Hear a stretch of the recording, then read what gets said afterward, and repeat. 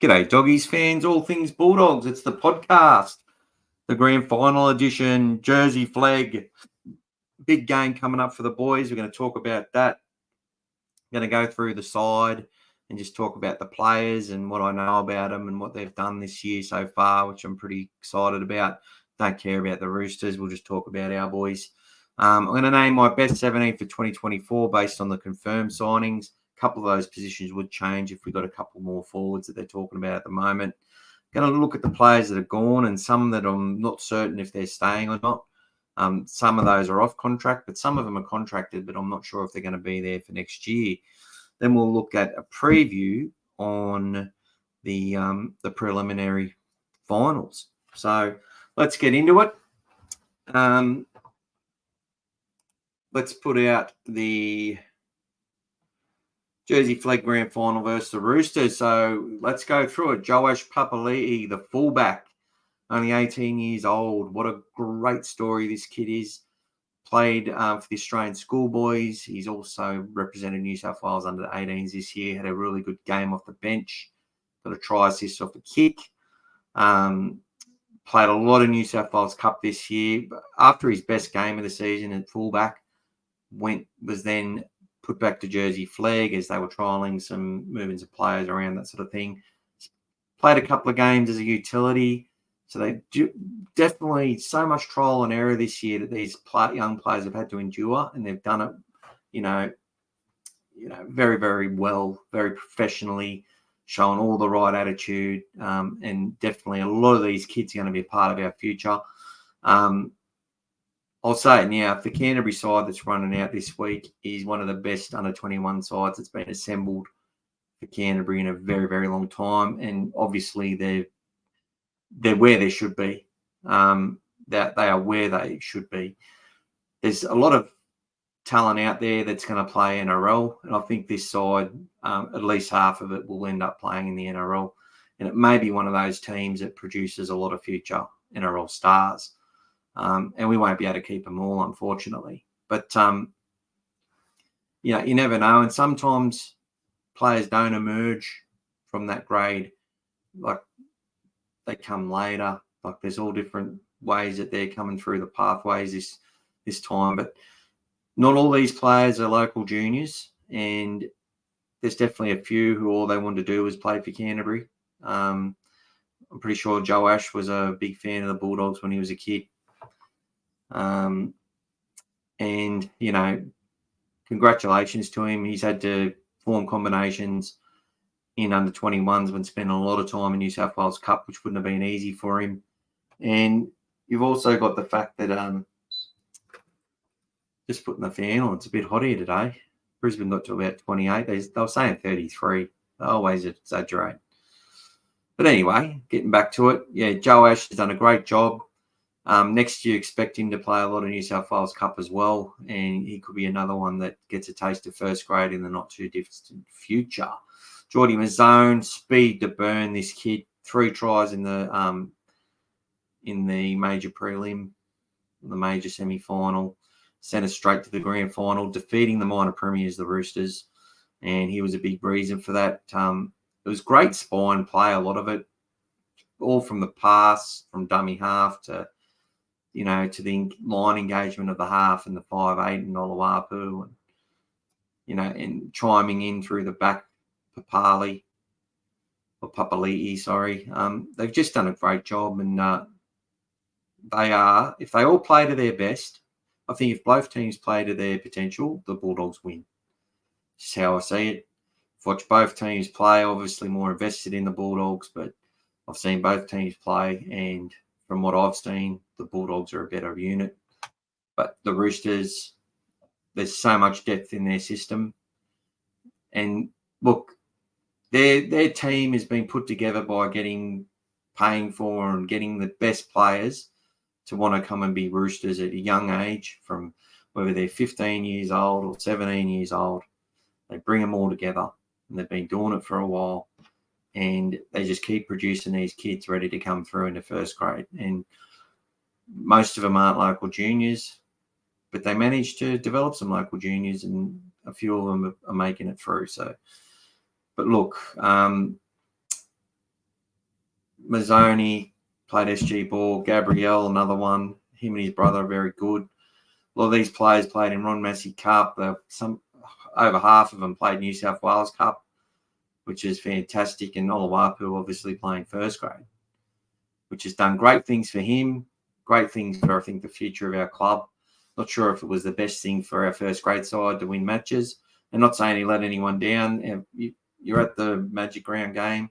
His first 2 tackles on Hudson Young, the noise it made, and I was a fair way away and I could hear it. He really hits hard with that shoulder. And the big hit that he put on Kieran Foran will never be forgotten. So well done to him. And the way he played in that semi-final was fantastic and a credit to him. He's in his grade. He's comfortable. And if he plays to his potential, we're going to go a long way to win.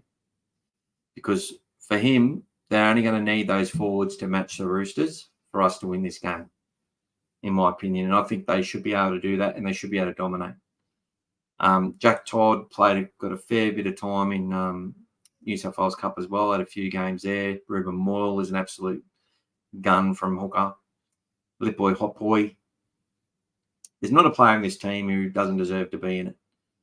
Finding this final 17 was so tough because there's a lot of really talented kids that didn't make the team and would have been very hard for them as well. And a lot of unhappy kids throughout the season who didn't quite get in.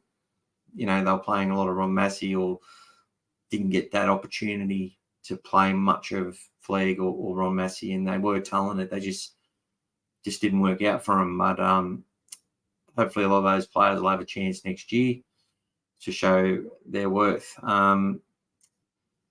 But Lipboy Hotboy, every job that he's ever done in New South Wales Cup, he's done it really, really well. And I think a great asset to have him in the side. Harry Hayes got his chances in New South Wales Cup, played a lot of centre as well.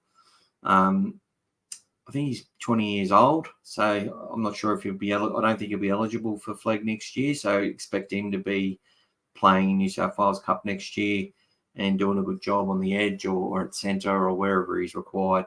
He's got really good football and ability. He's an athlete, and I think he's going to develop. Luke Smith from the Greater Northern Tigers, we talked about him a fair bit, and good try he scored in the semi-final as well. He's a tough, uncompromising back rower.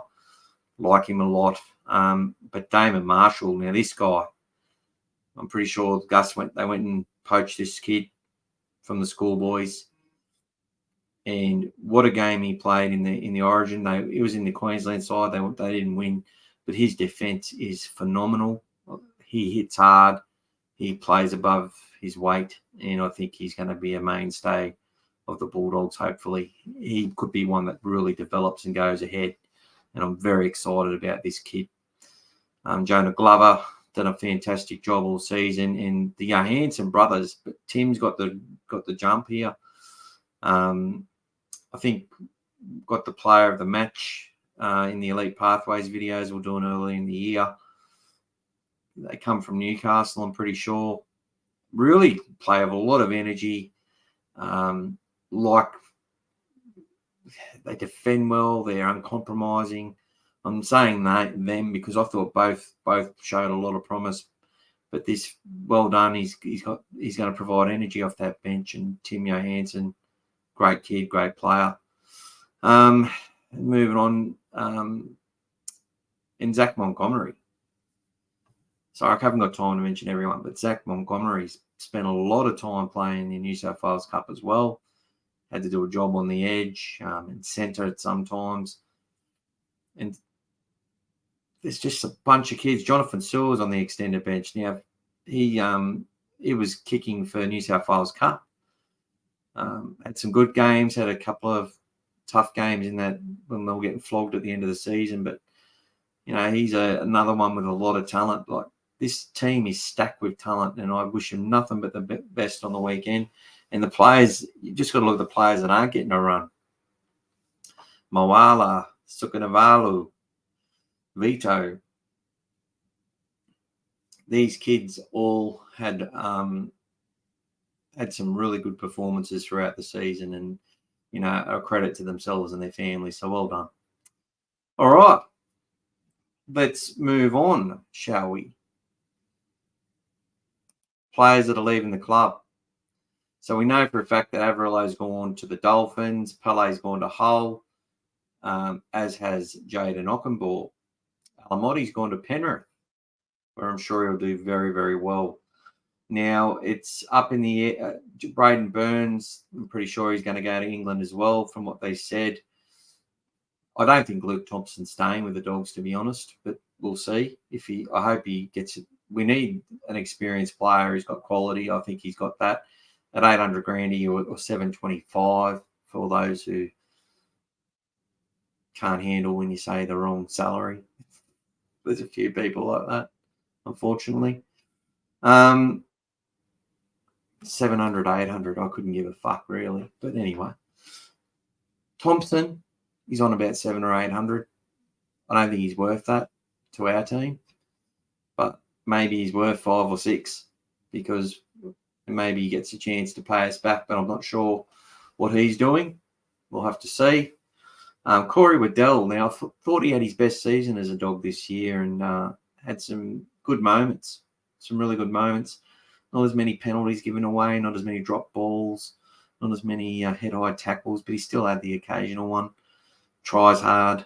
I felt the last game against the Titans wasn't too good from Corey, but the previous game, a couple of games, he was one of our best players.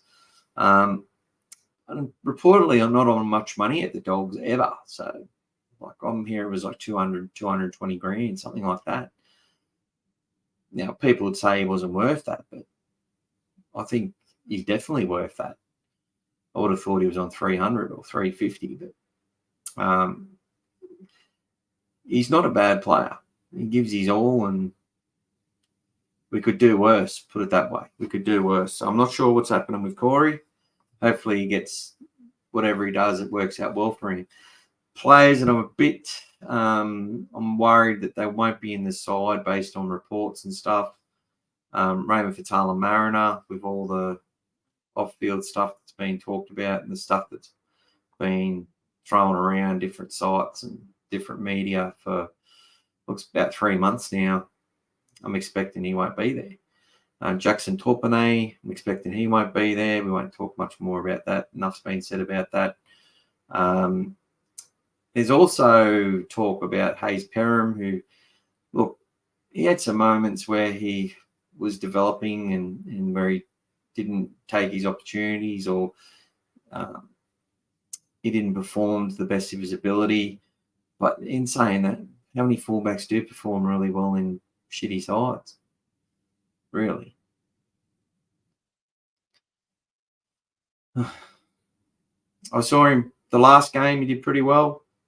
I felt, and it wasn't just because he made that break, which was an important one to give us a little chance at the end. But, he had some good moments in the season. That shouldn't be forgotten. And if he's going to stay, he's got a lot of variation in his game. He can play multiple positions. He's versatile is the word I was looking for.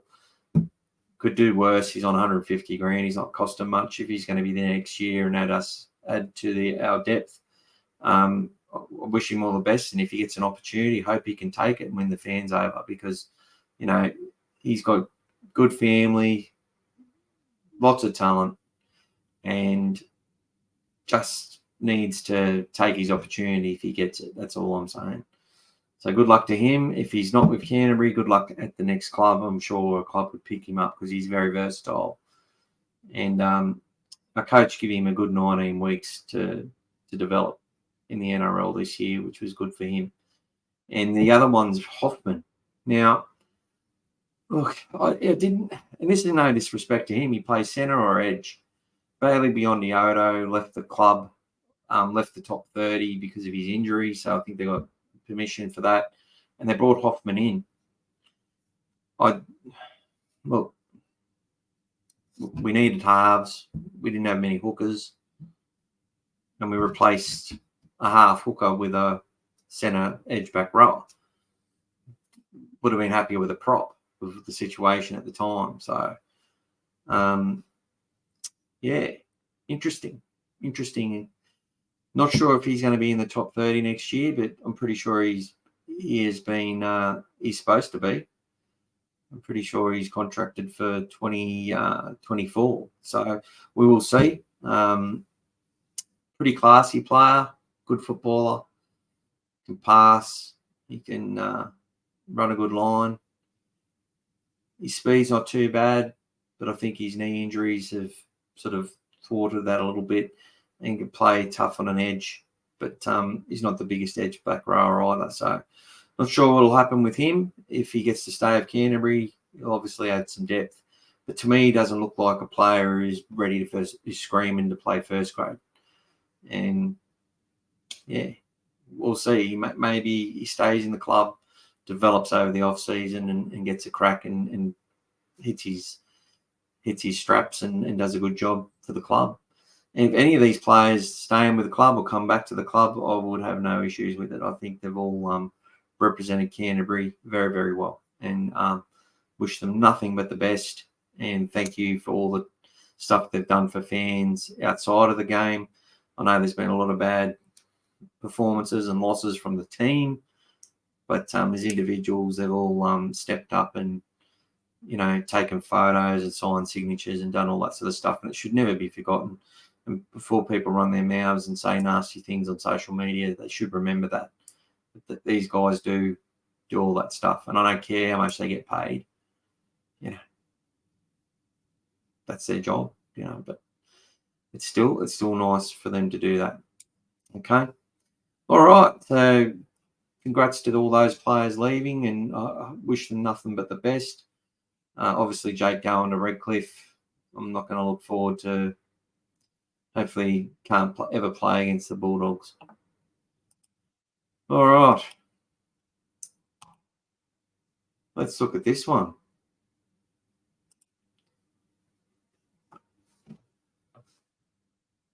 My best 17 for next year. Now, I don't think this is how it'll start. And if we get a couple more players like Alex Swale or Sean Kepi, which have been talked about as rumours, I think both of those, if we got both of them, I'd expect them to go into the side, into your top 17 for sure. But if not, this is the side that I've got based on pretty much what are the confirmed signings. But the confirmed signings are Blake Taff, Bronson Cherry, Stephen Crichton, obviously Takiaho, Kurt Mann, they're like 99% sure, and Jamin Salmon, definitely. And we've also got Drew Hutchinson, so I've got him at number 18, but not listed there. So the balance of our side, so this is based on our best 17. If we get, if Bronson Cherry comes back to rugby league, can handle the contact, he's up and running, he's got some fitness under his belt, as in rugby league match fitness, and he's hitting his straps and he's explosive and, and he's ready to play first grade, I've got him in there. If he hits his potential, he's in our top 17 every day of the week, because he was a really good junior, this kid, very good player. But Blake Taff has to start fullback. I don't think they will. I think they're going to go with Crichton. And I just can't see how it's better for to have our best 17 on the park. To me, it doesn't have Carlo Luapu in it yet. Hopefully, Carlo Luapu does progress into our best 17 at some point in 24 or 25, because he's the best player for our team at that. If he can reach the potential they think this kid's got, he's going to make our top 17. I just don't think it will be. I don't think it's 2024. I think it's more 2025. And hopefully I'm right. Unless he just keeps going up more and more levels. So we just have to see what happens after the preseason. But we're getting in early to have a look. But for me, Blake Taff, he runs fast to your edge. He can pass. He can draw and pass. He runs hard to the contact. He can get around players. Good step. Runs fast, hard. I've said that a few times. In defence, he's always trying to get there. We'll miss a lot of tackles for bigger stronger players running over the top of him or whatever, but he'll be there. And there's been a lot of fullbacks we've seen which just don't get there or don't try hard enough to get there. He's one that does not give up. In the 34-30 win that we had against South Sydney in that run home, where that was pretty much a reserve grade side decimated by the lack of origin players, Matty Burton played, Toby Sexton, his first game. It was a game where I felt we were a 20-point better side, but we're playing without confidence. But Blake Taaffe was the difference between us winning by 30 points or 20 points and only just getting there and holding on in the end. He was phenomenal that night, and I love what I've seen. I like what I've seen in the pretty much every time he's played for Souths. And to me, he's like, if you look watching Reece Walsh the way he plays as a fullback, Blake Taaffe plays in a similar mould. I don't think he's playing at that level, but maybe he can get there. He just needs to be put into that position and given time to develop in it. He'll knock a few balls on, but he'll contest the ball in the air. We know he will. He's got determination. I really love this kid. I like this kid. And I think for the balance of our side and our best 17, he's our fullback every day of the week. And for me, I'd be looking to develop Wilson, Blake Wilson, if he gets a chance, he gets re-signed. And even young Joash Papali'i and the like coming through. I think for the balance of our side, we're a better team with Stephen Crichton at left centre. That's just my opinion. I think Carraz will start in the centres. I don't think Bronson Cherry will start. We'll see what happens in the trials, but I just don't think he'll be the starting player for us. I think he will get there eventually. It'll just take a few weeks to get there. But for our best 17, I think Jacob Carraz goes back to the wing, doing a lot of that hard yards, a lot of that hard work, and really leading our by example from that position. Bronson Cherry on the right edge with Carraz, I think would be absolutely phenomenal. And then Adokar and so Carraz and Bronson Cherry on the right edge. Left edge, Stephen Crichton and Josh Adokar. I think it'll be phenomenal. Every game Burton and Sexton gets to play together will be wonderful. And to have that spine of Taaffe, Burton, Sexton and Marnie, and the left edge of Stephen Crichton, Josh Adokar, Matt Burton and Viliami Kikau versus a right edge of Jacob Carraz, Bronson Cherry, Toby Sexton and Jacob Preston. To me, that screams points. And defensively, I think it's going to go pretty well as well. I didn't mind what I saw from Toby. He's going to miss tackles. Big Viliami Kikau is going to miss tackles. But they put pressure on. They're not afraid to go up and tackle the player and bustle the player. And if everyone does their job and when they get their timing right, I think they're going to be there's going to be a lot of improvement, put it that way. These guys can start in their pre-seasons, get through a couple of trials, warm into the season. I think you'll see a much improved team. They might win or lose. Hopefully they're winning, at least half their games in the first 10 rounds. But what you want to see is that those games are close and that we don't want to see these blowouts. I can handle the team struggling to win coming from a losing culture. I can handle that. It takes time for them to develop that cohesion and mateship. It doesn't just happen in a preseason. That's all bullshit, that we can. It's about being in the trenches for game after game after game and knowing when this person goes in that direction, you're going to go in that direction too. It's the same thing. This trust isn't just built overnight. It's through repetition and practice and, just going through the hard yards together. And you see the teams that have done that effectively and kept those core group of players together for long periods of time. That's exactly what happens. That's what happens. They are able to trust each other in the trenches. And unfortunately, our team hasn't been able to do that. And to expect this bunch of players to be able to do that quickly, we can expect it all we like. We're not going to get it.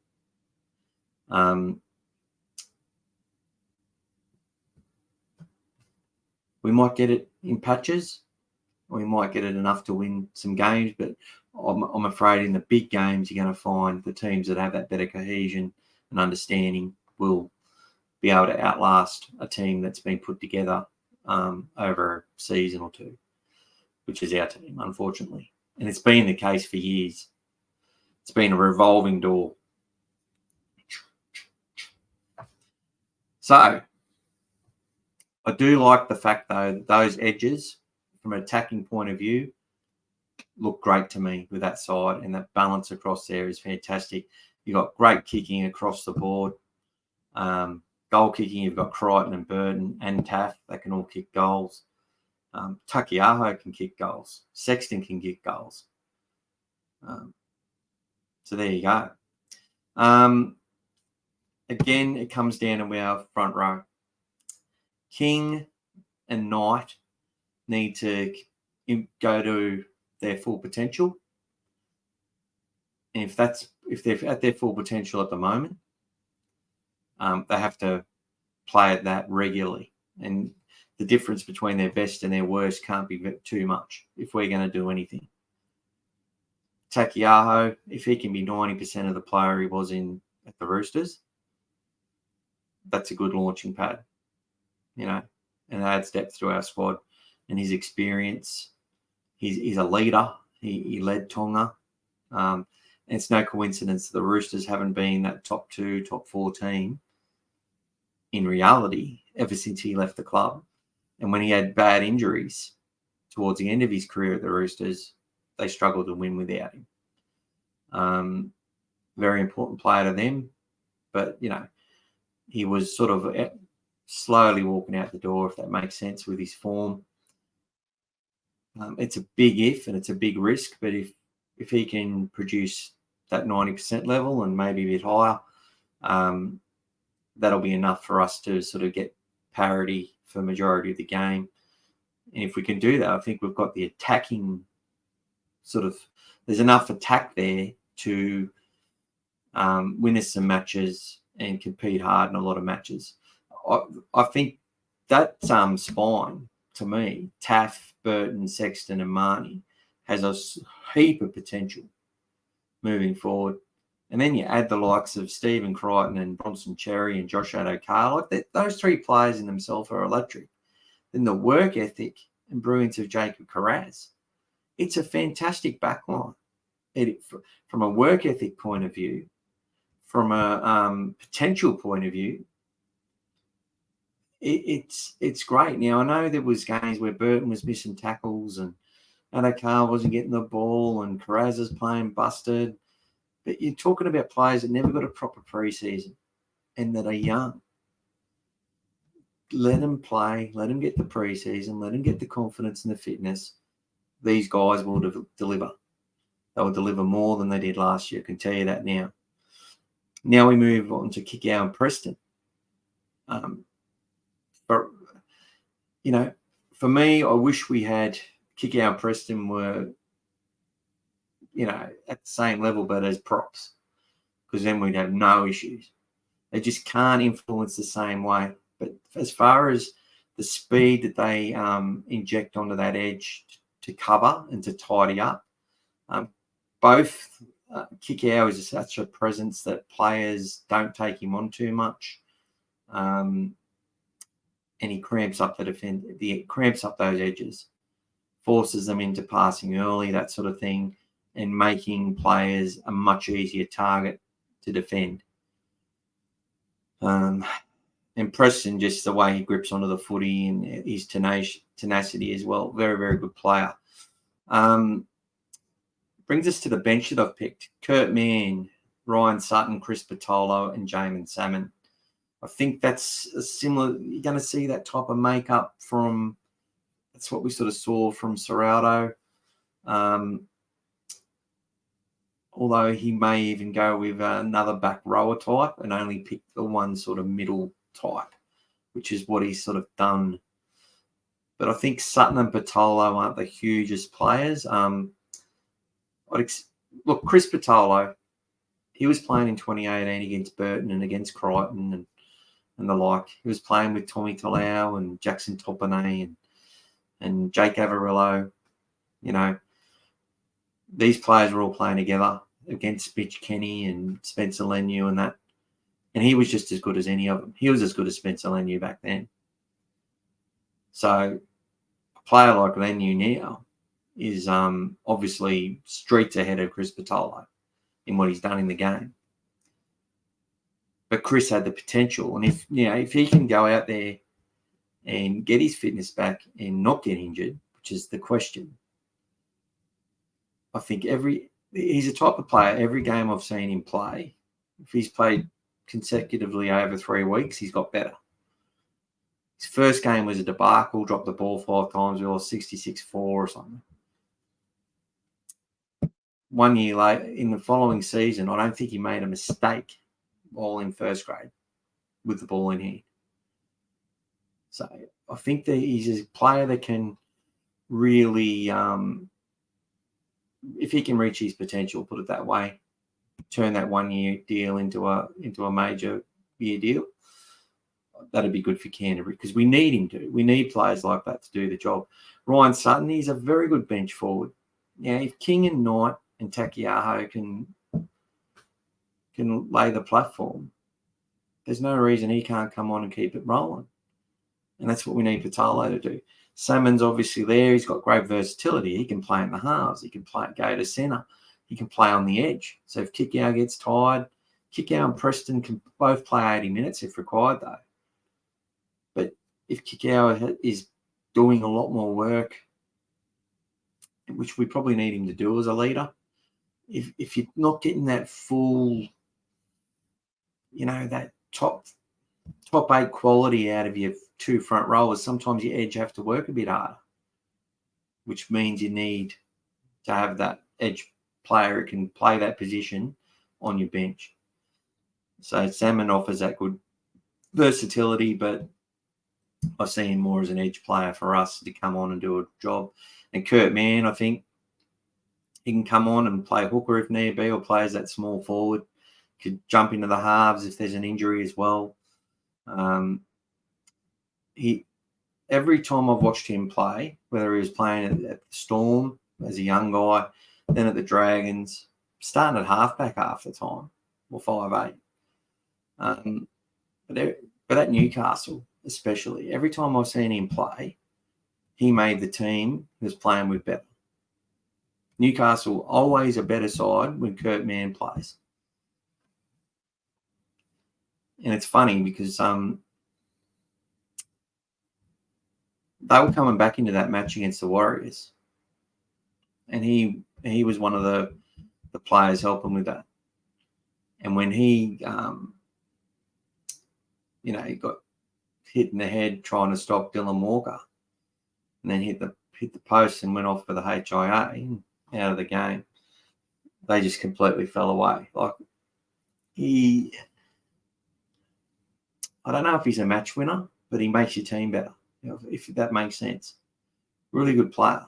I like him a lot. Very versatile. He's got the whole skills. He's got the whole skill set. He's not your greatest kicker or your greatest passer, but he can pass a good ball and he can kick a footy. You know what I mean? He can do all that stuff. But more sort of known lately as that small second middle or second lock type player. And I think will add a lot to our team. And look, there's just so much variety in that side that so many players that can play so many different positions. But they've got a real opportunity as Bulldogs to win the hearts and minds of our fan base. And I see that as a team that could do a lot of damage. And the more games aside of similar makeup to that plays in 2024 for Canterbury, I think the better they're going to get, no doubt. So there you go. That's my best 17. So look, I'm going to talk quickly about the prelim finals and who I think will win. I believe that the Warriors won't beat the Broncos. I think the Broncos are going to defeat the Warriors, and I think the Panthers are going to put a score on the Melbourne Storm. And I'll tell you why. We'll start with the Panthers and Storm. Christian Welch and Nelson Asafa Solomona, and he's going to probably play on the edge, and Kamakika, sorry, I don't know how to say his name, the Fijian Warhorse. They're just not at the same quality. Their front row is in the same quality as the Penrith Panthers. Fisher Harris, Moses Leota, and then Spencer Leniu off the bench. And for me, I think Melbourne are better having Solomona come off the bench. I really do. Long minutes though. I'd have him play, 20 minutes of the first half, the second 20 of the first half, and I'd have him playing the second 20 of the second half, or 40 minutes in the middle. That's how I'd do it. But to me though, the other big fellas have got his measure. He is huge and he will create dents and he could possibly do something. I think like the right edge, I think, or is it the left edge of the Penrith Panthers, the opposite side to Martin, is their only sort of weak spot, but they're not really a weak spot at the same time. Like they've been doing the job, you know what I mean? But James Fisher-Harris, Moses Leota, the best two props in the game.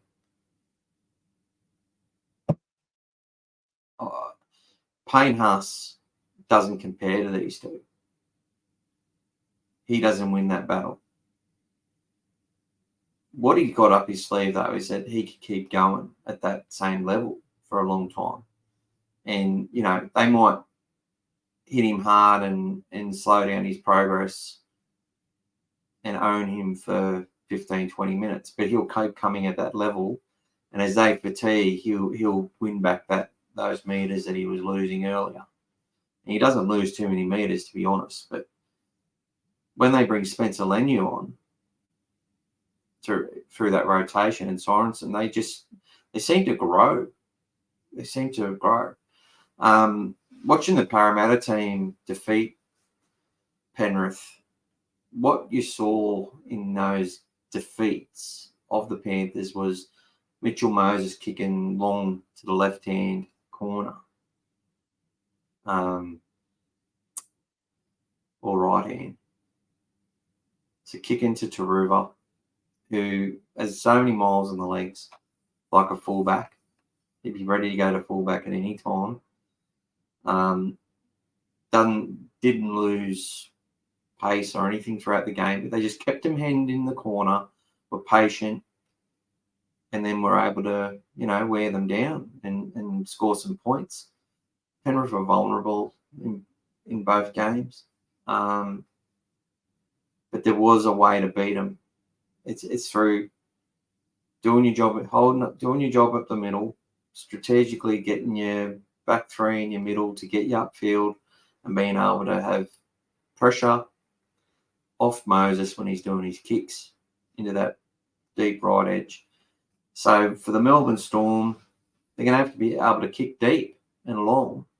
If they can't execute that, if they've got Brian Tahoe and Taruva making 10 or 15 metres off the kick returns or the fullback, they're screwed because they just don't have it in their forwards, to me. Josh King, I think he's just going to get better and better. Liero and the other guy, I've forgotten his name. Really good talent to come from the Warriors, and he's going to be a good edge back row, believe me. He's just not there yet. Look, they're just not the same level. Christian Welch is a very good player.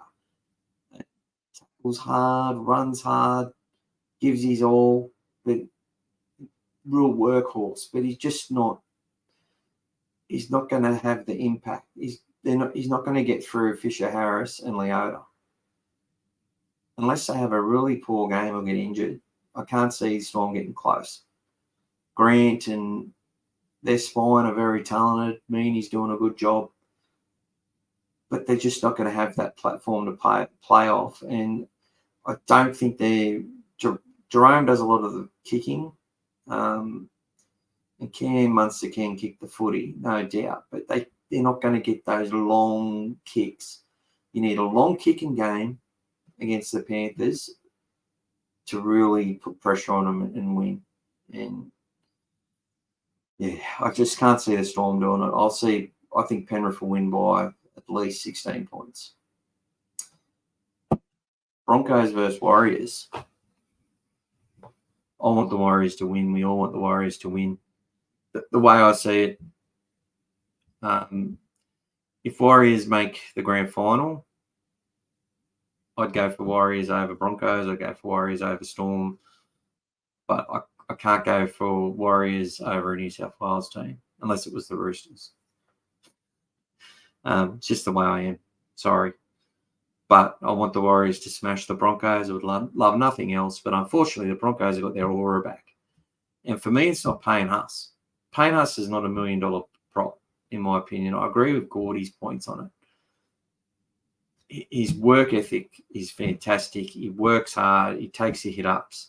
I think they've used him a little bit, played him less minutes this year than they had been. Used him very well with Flegler and Paliasia.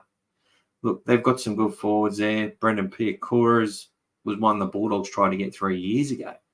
He's only just started to come through and make his mark this year off the edge. I think Jordan Ricky has been playing real tough for the Broncos. You watched him last year, and I think he was sort of seen as an athletic big forward, but he didn't have that tough edge about him as far as I could see. I think players weren't intimidated by him at all, but this year it's different.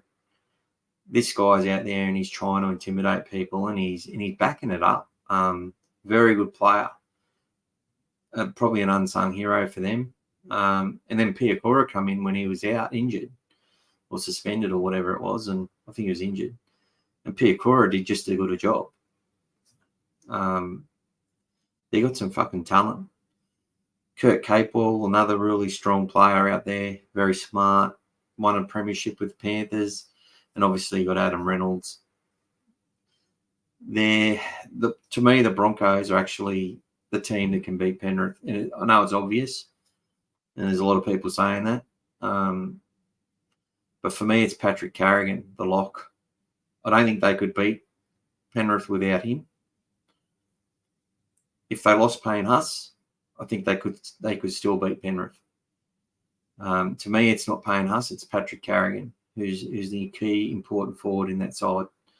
They've all got a job to do. I get that. Billy Walters, to me, I would not consider him a weakness at all. The stuff that he's done this year has been of a player worth a lot more than the money that he is on. Billy Walters is a player. Don't you worry about that. I felt he was a good player at Wests. He's got a good mind, and he's asking a lot of questions. And for people to talk him as the weak point, just because it's, we look at what people are paid and what they're worth and what their reputations are, and we try and make this player versus that player. You just go watch the players play, and you can see who are the ones dictating how things are done. It all starts from the hooker.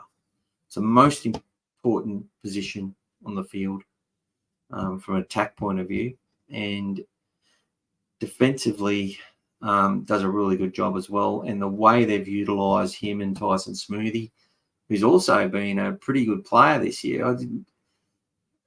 He's another one of these Melbourne players. I look at them like Chris Lewis and Liero and Smoothie, and I go, oh, these no names. Who are they? When you just glance over them, then you watch them play. Absolutely do their job and do it well, and you watch them get in there and tackle them. Look, I hate the Broncos with an absolute passion, but I can't hate the way they play footy. because it's exciting and it's just detrimental as an opposition fan wanting them to lose because they're just rubbing salt in your face, really. But that's it. So, look, I just don't think the Warriors are going to be able to beat them. Sean Johnson, look, if he can control the game, he's going to kick long. If they can nullify that kick return of the Broncos, and that's where the Broncos hold the aces, though. Their kicking game, we know what the Warriors are going to do. Dallin Watene-Zelezniak and Montoya are going to run it at 100 off the back fence. And then you got Nickel Klodstad, who does a really good job as well, Klodstad. The centers have got a tough job against Staggs and Farworth. Look, but to me, Pompey's not a bad player at all. He looked really good against the Knights, and the other fella, Rocco Berry, another one. So he scored a really good try as well. So this is going to be a good game of footy. I want the Warriors to win. I want them to win well.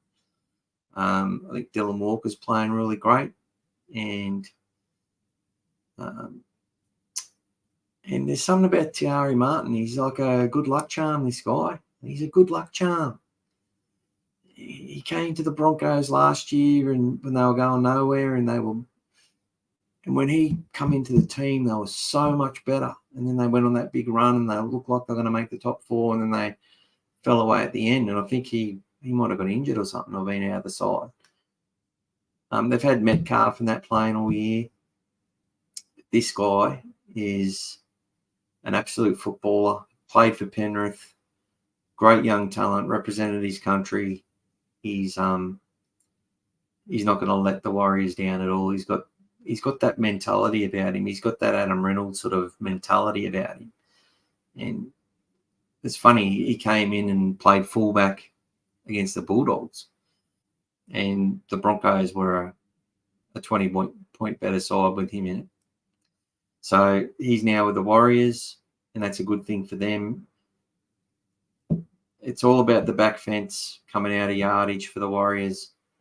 They're big fellas. If they're maintaining possession, Tohu Harris tackling his heart out. Fanua Blake, Barnett's been doing a good job. You got Curran off the bench. Look, they got some. I've loved the way they've gone about their footy this year. Play with so much aggression. I love watching Josh Curran play. I wish he was going to the Bulldogs. He's a fucking champion. But another edge player, unfortunately. Can't have them all. But